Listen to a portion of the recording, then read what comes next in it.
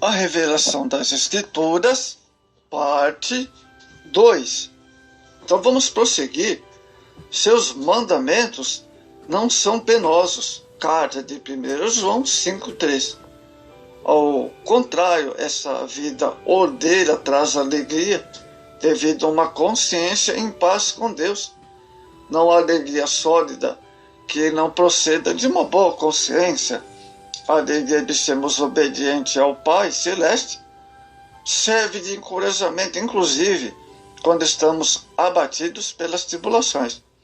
O salmista diz que a palavra era o seu consolo. Salmo 119, verso 50. E Jeremias, em meio à tristeza de fazer parte de um povo desobediente na época, encontrou a alegria de ser ele mesmo obediente à palavra de Deus. Vamos ver Jeremias 15, verso 16. Achadas as tuas palavras, logo as comi. As tuas palavras me foram alegria para o coração, pois pelo seu nome sou chamado, ó Senhor, Deus dos exércitos. Vamos ver agora. O mandamento do Senhor é puro e ilumina os olhos. Muito bem. O mandamento do Senhor denota a autoridade da Bíblia Sagrada. Deus não nos dá conselhos, mas mandamentos. A Bíblia é um livro de sugestões, mas contém ordens que são obrigatórias. Esse título enfatiza a natureza não opcional da Bíblia. O mandamento do Senhor é puro. Muito bem. Puro significa claro. O mandamento de Deus é claro no sentido de estabelecer a diferença entre o bem e o mal.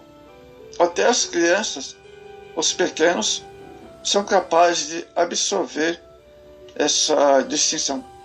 A Bíblia é clara em mostrar que o mal não compensa, que o pecado traz consequências ruins. Essa característica ressalta a clareza das Escrituras, conforme está registrada na Confissão de Fé do Westminster. Amados, na Escritura não são todas as coisas igualmente claras em si, nem mesmo o mesmo modo evidente a todos. Passagens da Escritura são claramente expostas e aplicadas, porque não são os doutos, mas ainda os indoutos, no devido uso dos meios ordinários, pode alcançar suficiência à compreensão delas. O claro mandamento do Senhor diz: ilumina os olhos. Amados, os que meditam na palavra de Deus têm seus olhos iluminados, pois o mandamento do Senhor é claro e nós entendemos o que devemos fazer. Nós não estamos no escuro, mas na luz. Oh, glória a Deus, que maravilha, hein? Vamos ver agora, amados, o temor do Senhor é límpido e permanece para sempre. Quando chama a Escritura de temor do Senhor, Davi está colocando a Bíblia como padrão de adoração. O temor do Senhor traz a ideia de preceitos de piedade, Provérbios 1,7, que promovem a reverência por Deus, devido à consideração pelo seu nome e consequente adoração. Em meio a muitos cultos evangélicos, muitas vezes confusos e até heréticos com inovações, é crucial sabermos que a Bíblia é o padrão litúrgico, não padrão de ordem litúrgica, necessariamente, mas principalmente de princípios litúrgicos. Esse padrão de adoração é límpido, não contaminado pelo pecado. Isso quer dizer que a Bíblia nunca nos leva a uma adoração corrupta.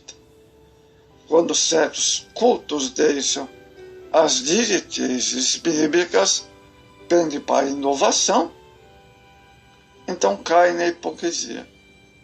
O padrão de adoração permanece para sempre.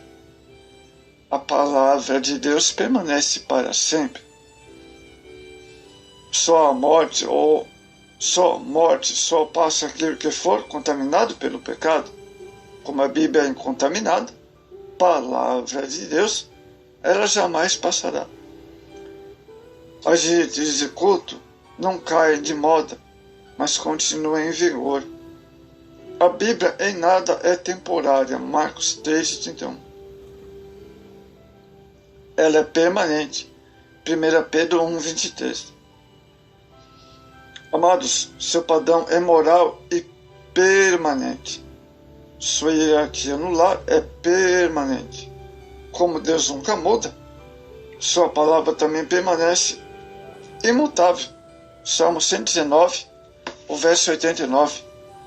Temos aqui uma afirmação da revelância das Escrituras para todos em qualquer época.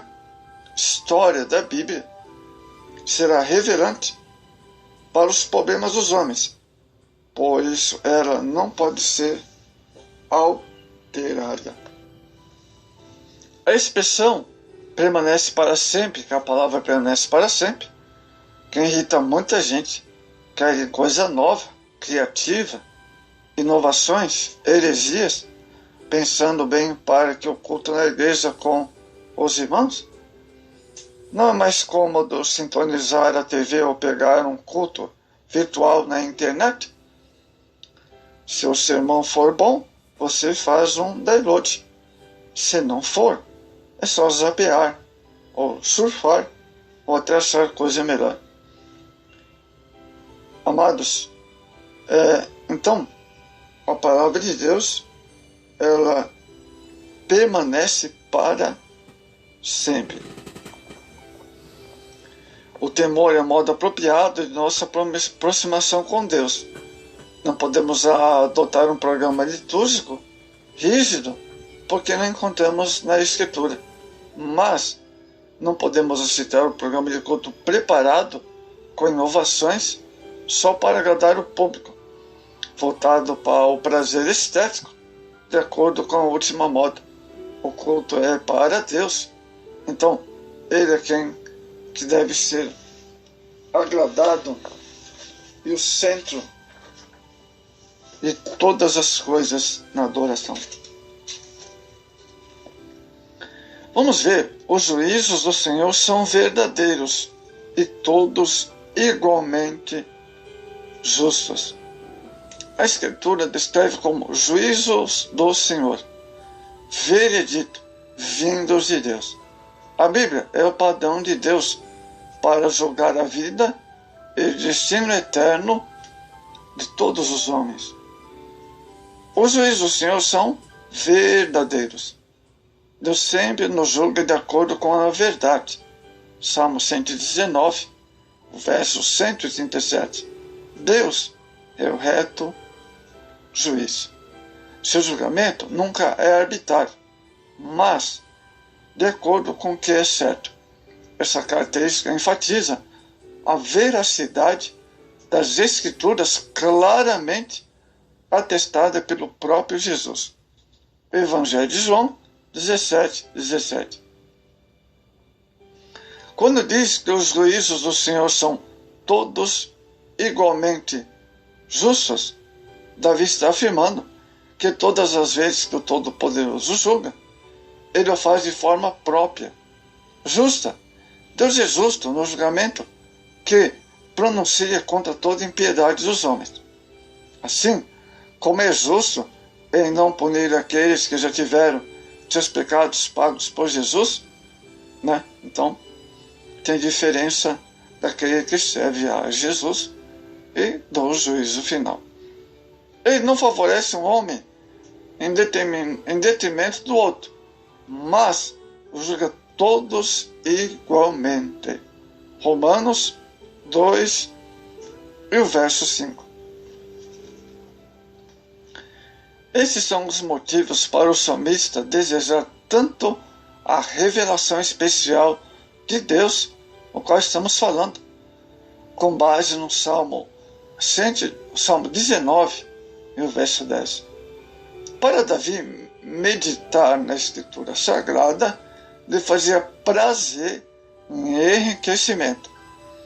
Significava para ele, ou era mais importante para ele, do que todas as coisas doces da vida. Por isso é que nós encantamos com a criação, o qual apresenta o Criador. Muito mais encantado ficaremos com a Escritura, o qual apresenta o Criador e Redentor.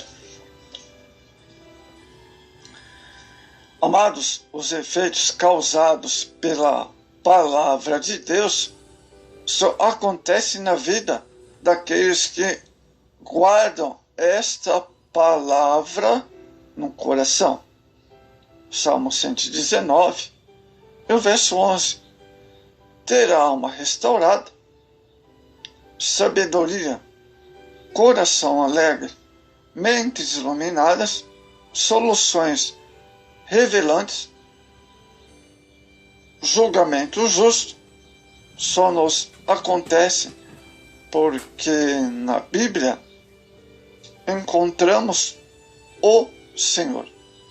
Não é à toa que as palavras mais repetidas nos 3 versos do Salmo 119 que nós analisamos seja Senhor. Se essa passagem quisesse nos deixar uma lição, seria esta: a Bíblia é o único canal pelo qual encontramos o Senhor. Amados, lembre-se aos profissionais, estudantes na classe. Amados, precisamos mostrar sem ostentação que, embora outros livros possam nos informar ou mesmo reformar, somente um livro pode nos transformar e nos transforma, fazendo-nos conforme a imagem de Cristo. O mundo sempre desprezou a sabedoria de Deus, conforme registra nas Escrituras. Isso não é novidade.